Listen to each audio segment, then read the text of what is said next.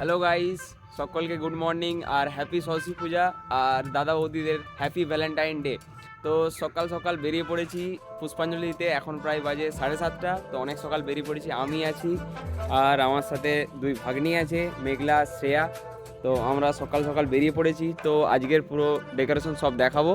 তো যাওয়া যাক। মোনাদের বাড়িতে পৌঁছেই প্রথমে দেখি মোনা ফুল নিয়ে ব্যস্ত আছে, কাকিমা হচ্ছে ফল কাটা শুরু করে দিয়েছে, কারণ অনেক ভোর উঠে সব কিছু জোগাড় রেডি করেই। আর এদিকে পুটু সোনা দেখছি লড়বড় করছে, চারিদিকটা দেখছে আর কি সুন্দর করে সাজিয়েছে চারিদিকটা। কাকিমা এখানে ফলগুলো কেটে থালার মধ্যে খুব সুন্দর করে সাজিয়ে তুলেছে।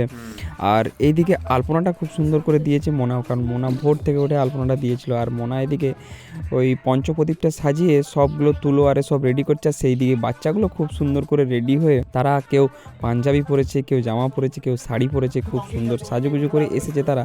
আর বামুন ঠাকুর সঙ্গে সঙ্গে সকাল সকাল একদম খুব টাইমের মধ্যেই চলে এসেছিলো। তারপর আমাদের পুজো খুব তাড়াতাড়ির মধ্যে শুরু।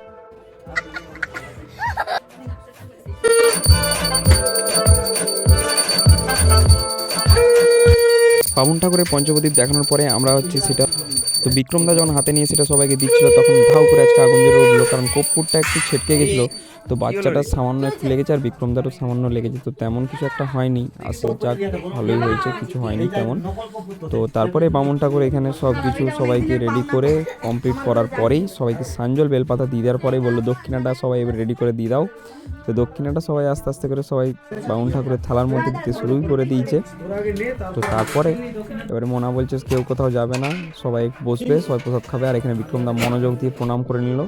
তো প্রসাদের থালিটা দেখতে পাচ্ছ কত সুন্দর সাজানো আছে, এটা সব কিছু সাজিয়েছে মোনা আর কাকিমা মিলে, দুজন মিলে খুব সুন্দর করে পুরো ঘরটা এত সুন্দর করে সাজিয়ে তুলেছে। আর প্রসাদের বাটিগুলো সাজিয়ে সবাইকে হাতে হাতে দিয়ে দেওয়া হয়েছে।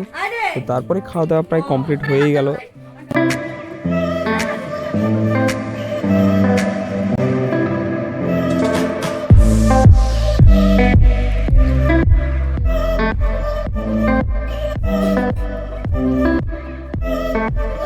তো তোমাদেরকে বললাম তো মোনা খুব সুন্দর আলপনা দেয়। তো তারপরে আমাদের পুজো টুজো সব কিছু A to Z কমপ্লিট হয়ে গেছে, আর আমাদের প্রসাদ আর খাওয়া দাওয়া হয়ে গেছে। তারপরে আমরা বেরিয়ে পড়লাম একটু ঠাকুর দেখতে, একটু ঘুরু ঘুরু করতে। তো কোথায় যাওয়া যাক, তো প্রথমে গেছিলাম একটা গড়বেতার নৌকা প্যান্ডেল। এখানে ছেলে আর বাবা মিলে খুব সুন্দর করে দুজনে মিলে বানিয়েছে, এত সুন্দর ভালো লাগলো আর কি বলবো। দুজনে মিলে এটা আয়োজনটা করেছে, আমাদের খুবই ভালো লেগেছে। তো সেখান থেকে ঘোরার পরে আমরা এবারে যাব 24 ফুটের ওই সরস্বতী ঠাকুর দেখতে। তো সরস্বতী ঠাকুর প্রথমে ভাবলাম তো এটাই সরস্বতী ঠাকুর, তো না, তো পিছনে এখনো আসল জিনিস বাকি আছে। তো চলো ভিডিওটা কন্টিনিউ করে দেখতে থাকো। তো যারা এখনো সাবস্ক্রাইব করোনি, কি করছো, সাবস্ক্রাইব করে নাও, ঠাকুর পাপ দিবে, সেটা কিন্তু আমি দায় নেব না, ঠিক আছে। আর যারা লাইক কমেন্ট শেয়ার করনি অবশ্যই সেটা করে দিও। তো পিছনটায় চলো তোমাদেরকে দেখানো যাক। পিছনটাই হচ্ছে জ্যান্ত বারোয়ারের মতো কি সুন্দর করে সব সাজানো আছে।